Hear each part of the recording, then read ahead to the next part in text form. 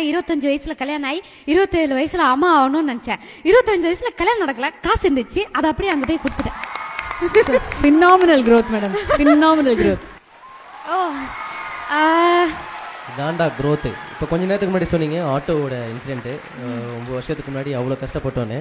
But cut பண்ணா இந்த பக்கம் வந்து பார்த்தீங்கன்னா சொந்தமா ஒரு பென்ஸ் காரு, வேற லெவல்ல ஒரு பெரிய growth. கண்டிப்பா இது வந்து ஒரு 5 வருஷம் முன்னாடி உங்ககிட்ட ஒரு பென்ஸ் இருக்குன்னு சொல்லியிருந்தா நான் நம்பி இருக்கவே மாட்டேன். ஸோ என்னன்னா வந்து இந்த கார் வாங்குறதுக்கு முன்னாடி தான் இப்போ முந்தின வாரம் தான் எங்கள் அம்மா வந்து இந்த மாதிரி ஏதோ ரோட்ல ஏதோ ஒரு வண்டியை பார்த்துட்டு எங்கள் அம்மா அப்பா கிட்ட சொல்லியிருக்காங்க, நம்மளும் ஒரு பென்ஸ் எல்லாம் வாங்குவோமா, மேபி ரொம்ப வருஷம் ஆகும்ல அப்படின்னு.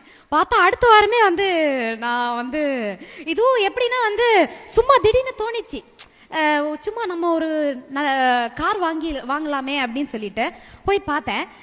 பார்த்துட்டு அப்பா தான் கூட வந்தாரு. சிங்கிள் டேல புக்கிங் ஆகி அடுத்த வாரம் டெலிவரி ஆயிடுச்சு.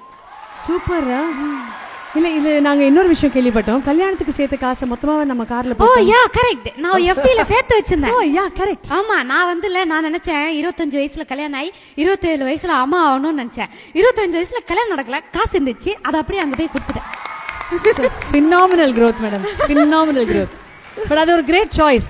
இதுதான் பெண்ணின் பாதை அப்படின்னு ஒரு கட்டுக்கோப்புக்குள்ள இல்லாம 25 வயசுல கல்யாணம் பிளான் பண்ணோம், நடக்கலையா மொத்த காசை எடுத்து வண்டியில போடுறா. ஆமா.